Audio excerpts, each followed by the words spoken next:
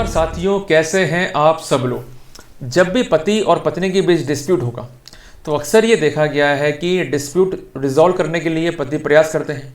Amount देकर usually mutual divorce जो है वो पेश हो जाता है और स्थितियां जो है समाप्त हो जाती है। पर जहां पर पति के विरुद्ध गंभीर आरोप लगाए गए हैं, खासकर उसके चरित्र को लेकर कि उसके किसी महिला के साथ अवैध संबंध होंगे या वो शराब पीता है या अननेचुरल सेक्स का जो है आदी है, एक्सेट्रा एक्सेट्रा, तो वहाँ पर पत्नी को माफ़ नहीं करना चाहिए। वहाँ पर उसे पैसा आप देते हैं तो ये सबसे बड़ी मूर्खता जो है आपकी होगी। वहाँ पर केस को फाइट कीजिए, पत्नी को जो है कंपेल कर दीजिए कि वो खुद भी केस को आके जो है फाइट करें। यूजुअली क्या होता है कि पत्नियाँ दबाव में आकर या पति लूटो गैंग की सलाह से झूठे आरोप लगाती हैं, मानहानिकारक आरोप लगाती हैं, जिसका पर्पस क्या होता है कि भाई तो आरोप लगा दे। पति जो है घबरा जाएगा, अल्टीमेटली राजीनामा कर लेगा और तेरा जो है फ़ायदा हो जाएगा बगैर केस चढ़े। उनको कंपेयर करो, भैया आपने आरोप लगा दिए ना, अब आप मैदान में आ जाओ। जो भी आरोप लगाए हैं उसके समर्थन में एविडेंस पेश करो। वो नहीं कर पाएंगी। जब वो नहीं कर पाएंगी तो मामला जो है डिसमिस होगा।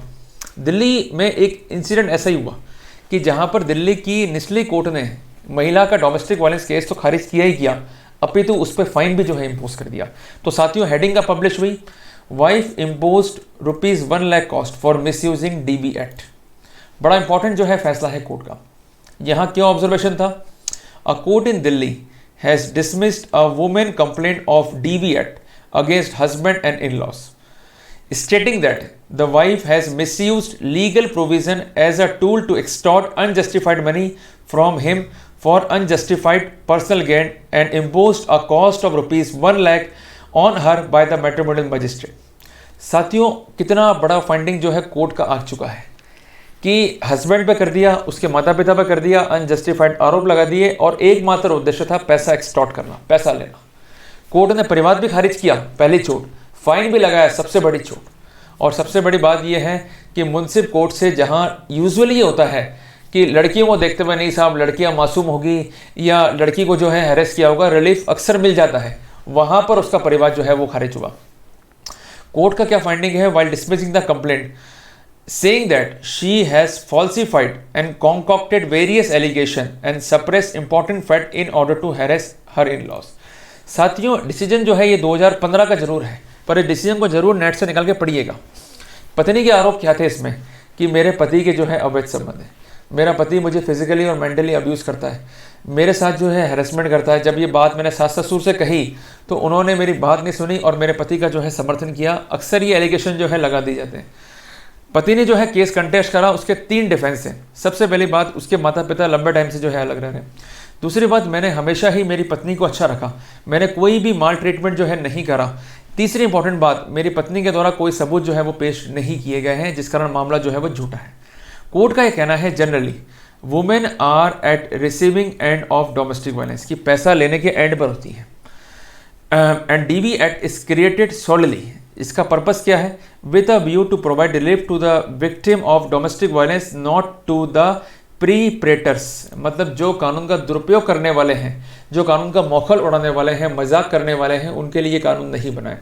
तो पत्नी को ये स्पष्ट करना पड़ेगा जो विक्टिम है कि मेरे साथ जो है वास्तव में घरेलू हिंसा हुई है, मेरे साथ वास्तव में जो है हैरेसमेंट हुआ है। संभावनाओं पर आरोप लेके आ जाती हैं तो वहाँ पर कोई रिलीफ जो है उनको नहीं मिलना है।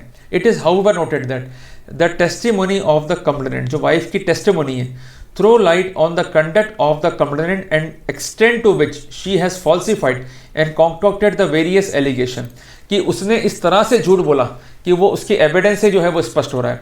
And she has suppress the material fact to harass her husband and in laws, तो उसने मटेरियल फैक्ट्स को भी जो है छुपा लिया, जिसका एकमात्र उद्देश्य था पति और उसके घर वालों को जो है डीबी एक्ट के तहत हैरेसमेंट करना, और पत्नी जो है कानून को एज अ टूल जो है वो इस्तेमाल कर रही है। It is a fit case which falls for imposition of exemplary cost on the complainant. ये कोर्ट ने कहा कि अगर ऐसा नहीं किया तो इसी की तरह के लोग जो हैं कानून का दुरुपयोग करेंगे, अल्टीमेटली बरी हो गए तो ठीक, और नहीं हुए तो पति को जो है एक्सटॉर्ट करेंगे। कम से कम फाइन इम्पोज होगा तो दिल में डर बैठेगा कि हमें कानून का मिसयूज नहीं करना है, सही फैक्ट जो है कोर्ट को बताने, फैक्ट जो है हमें सप्रेस नहीं करने हैं। तो इस तरह से कोर्ट ने जो है यहाँ पर एक फाइन या एक कॉस्ट जो है वो इम्पोज करी। In her complaint against husband and in laws she has alleged that, कि उसकी मैरिज जो है परफॉर्म हुई है 89 के अंदर पटना में, और एक लव मैरिज है।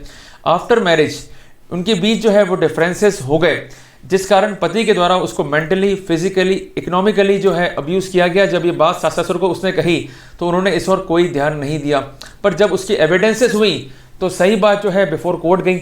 वो कोई भी एविडेंस जो है नहीं रख पाई कि उसके साथ अब्यूज़ कैसे हुआ, उसके पति के जो है अवैध संबंध है या नहीं है, या उसके साथ किस तरह से जो है माल ट्रीटमेंट हुआ। तो अल्टीमेटली कोर्ट को जो है कंप्लेंट खारिज करनी पड़ी। कोर्ट का फाइंडिंग क्या है कि डोमेस्टिक वायलेंस जो कि विक्टिम के लिए बना है, उसके प्रोटेक्शन के लिए बना है, उसको एज अ टूल जो है वो यूज़ किया जा रहा है। तो इस तरह के ट्रेंड को डिक्रीज करने के लिए, जो कि अक्सर 498A IPC के मामलों में भी किया जा रहा है, वहाँ पर कोर्ट ने एडवाइजरी किया है कि कोर्ट को जो है कॉस्ट लगा देनी चाहिए। तो साथियों, ये है इंपॉर्टेंट लीगल अपडेट।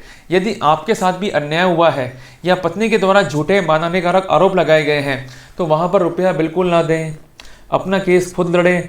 करना क्या है कि सबसे पहली बात होमवर्क करना है, एविडेंस को कलेक्ट करना है और पत्नी को कंपेल करना है कि भैया कोर्ट में आ, हम जिरह करेंगे। यूजुअली क्या होता है कि कुछ लोग उसको सलाह देते हैं कि भाई आप झूठे सीधे आरोप लगा दो, पति जो है घबरा जाएगा, जैसा मैंने आपको कहा, और अल्टीमेटली राजीनामा कर लेगा। आप विटनेस बॉक्स में बुलाओगे, उससे जिरह करोगे, उसके पास एविडेंस ही नहीं होते, जीरो एविडेंस केस होता है, तो वहाँ पर उसको रिलीफ मिलना ही नहीं है। अल्टीमेटली दावा भी खारिज होगा और कोर्ट से ये भी प्रार्थना करनी है कि इस पर जो है कॉस्ट लगाइए। कोर्ट कॉस्ट नहीं लगाता है तो आप उस पर दावा करो या इस बात को लेकर अपील में जाओ। तो कुल मिला के ऐसी मानसिकता वाली महिलाओं को जो है शिक्षा मिलेगी और कम से कम जो इनोसेंट पुरुष हैं उनका हैरेसमेंट नहीं होगा। तो साथियों, अगर वीडियो अच्छा लगा तो इसे लाइक और शेयर कर दें, मोटिवेट रहें, आगे बढ़ें। अभी के लिए सिर्फ इतना ही, मिलते हैं नए टॉपिक के साथ, तब तक के लिए जय हिंद, जय भारत।